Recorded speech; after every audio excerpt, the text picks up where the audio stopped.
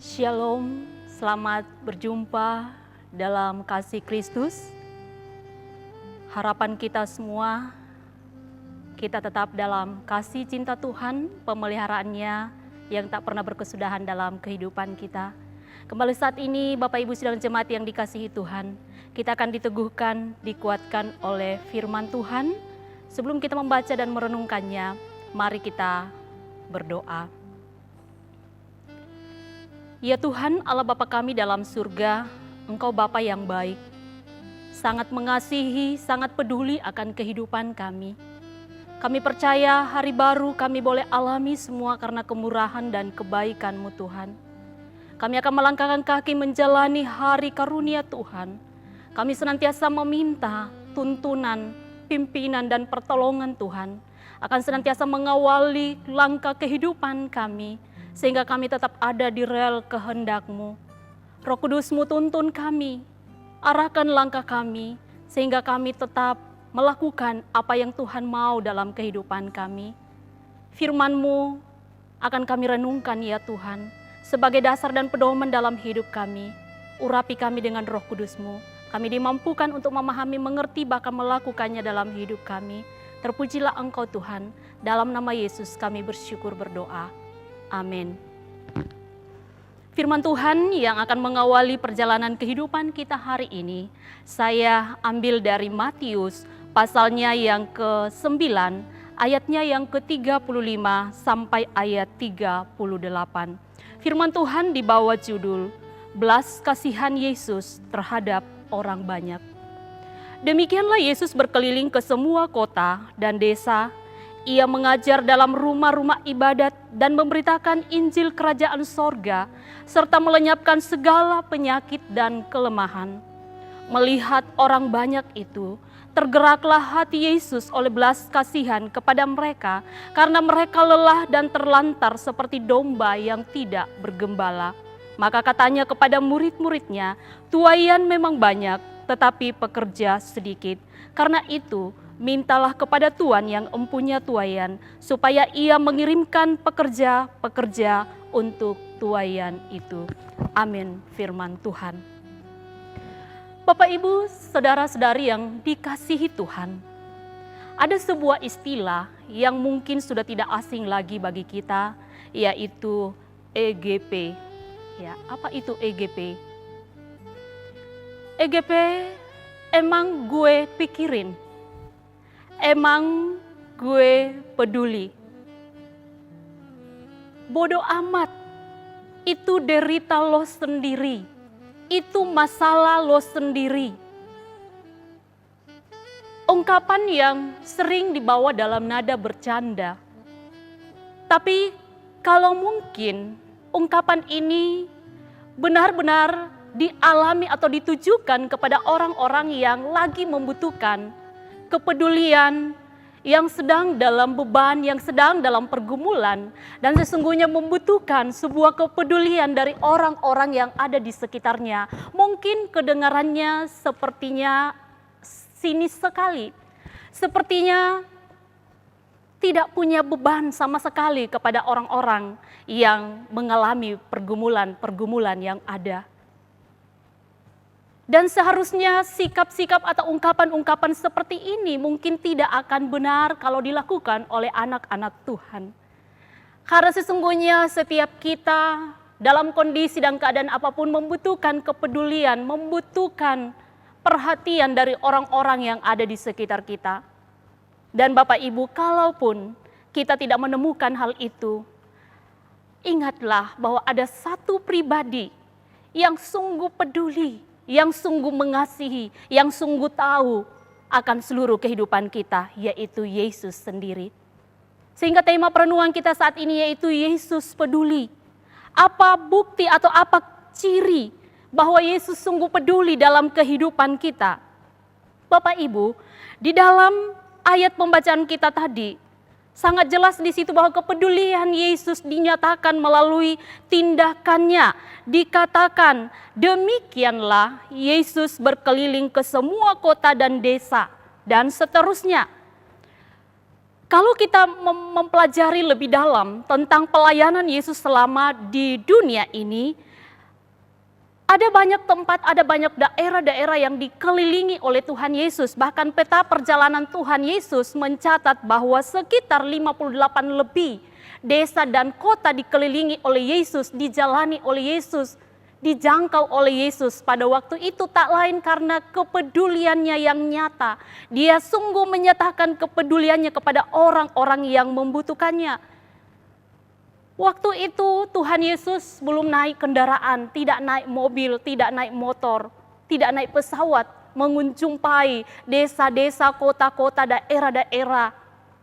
Tapi dia berjalan kaki, mengelilingi semuanya, tak lain membuktikan bahwa dia sungguh peduli dengan orang-orang yang membutuhkan, orang-orang yang sedang bermasalah, orang-orang yang sedang dalam keadaan terhimpit dengan berbagai peristiwa yang terjadi.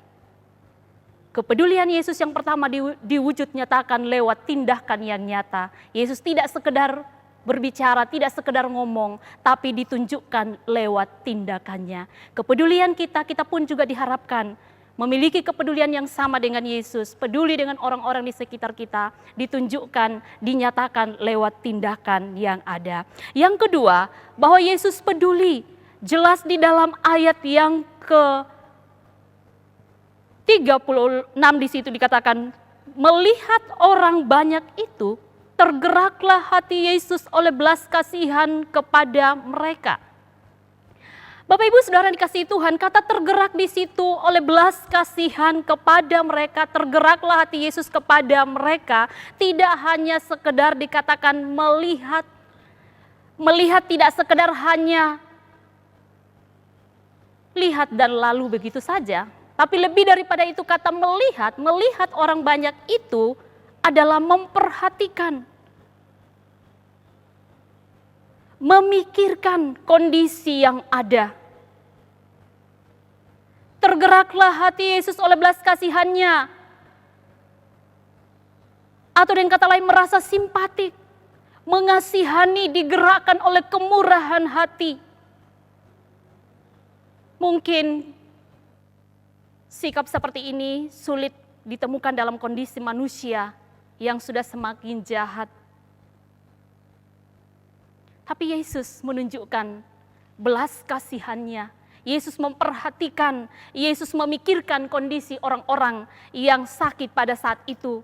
Kalau kita baca dari pasal-pasal sebelumnya, Yesus menyembuhkan banyak orang sakit. Yesus menjamah banyak orang sakit, memulihkan orang-orang yang membutuhkan. Menunjukkan bahwa betapa Yesus memiliki belas kasihan kepada orang yang lemah. Walaupun memang dalam teks pembacaan kita ini bahwa fokus Yesus bukan lagi untuk hanya kepada kesembuhan jasmani semata, tetapi lebih daripada itu bahwa orang-orang yang membutuhkan keselamatan secara rohani, itulah fokus Yesus. Yesus begitu memiliki kepedulian ditunjukkan lewat belas kasihannya.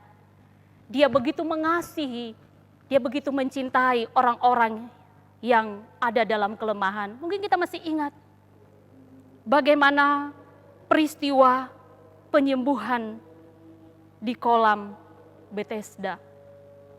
Ada seorang lumpuh yang dikatakan sudah sekian tahun dalam keadaan lumpuh. Caranya untuk mengalami kesembuhan ketika malaikat Tuhan turun menggoncang kolam itu adalah turun ke dalam kolam itu. Tapi yang lumpuh ini dikatakan di sekitarnya tidak ada yang peduli. Tidak ada keluarganya, tidak ada tetangganya, tidak ada orang-orang yang mempedulikan sehingga dia sudah bertahun-tahun. Begitu lama waktunya berada di tempat itu, dia belum mengalami kesembuhan seperti yang dialami oleh orang lain. Ketika Yesus datang ke tempat itu, dia melihat orang lumpuh itu dengan belas kasihan yang luar biasa.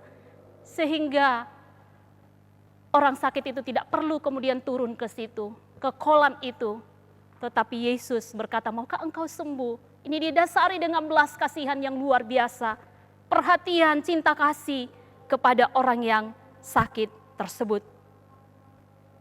Saudara yang dikasihi Tuhan, demikianlah kepedulian Tuhan Yesus dinyatakan lewat tindakannya yang nyata. Dan yang kedua, dinyatakan lewat belas kasihannya.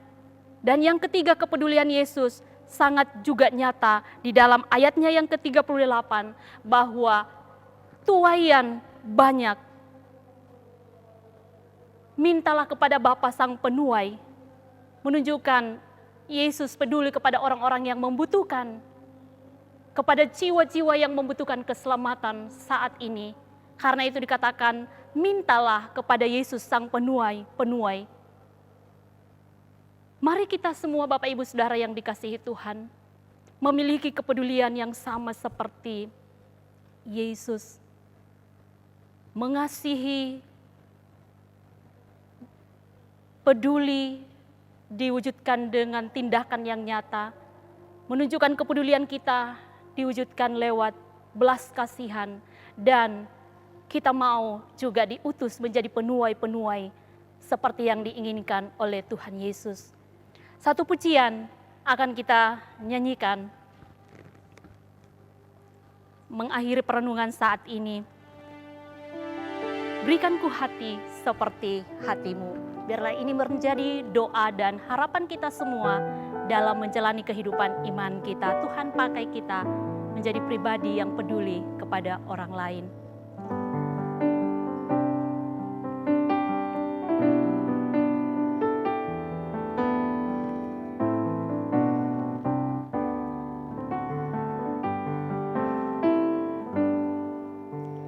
Berikan ku hati seperti hatimu yang penuh dengan belas kasihan.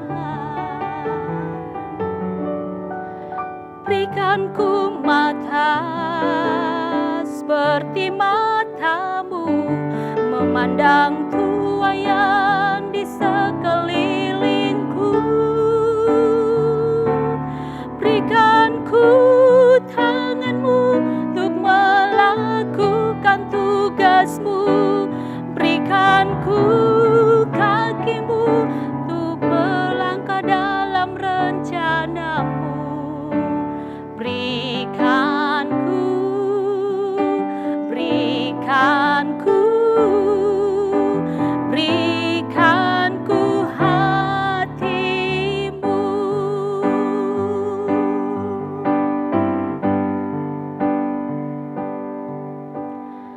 Berikan ku hati seperti hatimu yang penuh dengan belas kasihan.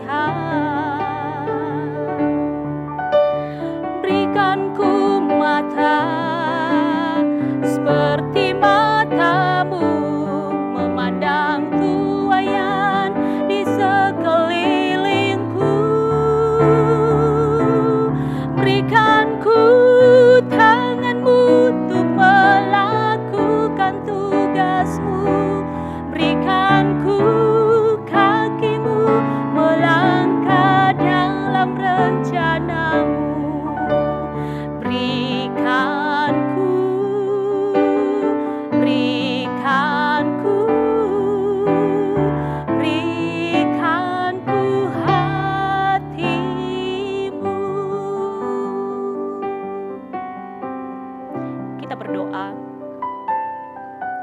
Kami bersyukur untuk firman-Mu saat ini Tuhan, yang kembali mengingatkan kami bahwa sungguh ada satu pribadi yang selalu peduli dalam kehidupan kami.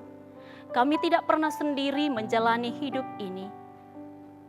Kami tidak pernah memikul sendiri beban kehidupan kami.